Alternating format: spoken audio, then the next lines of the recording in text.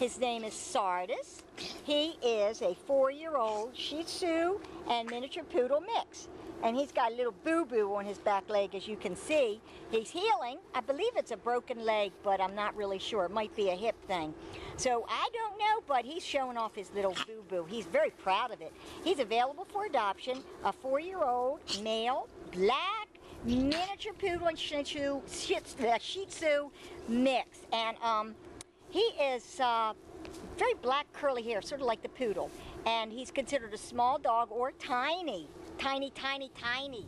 So please come and see him. You'll love him. His name is Sardis, 4-year-old male, miniature poodle and Shih Tzu mix. And you will absolutely love this little fella. Come see him quick.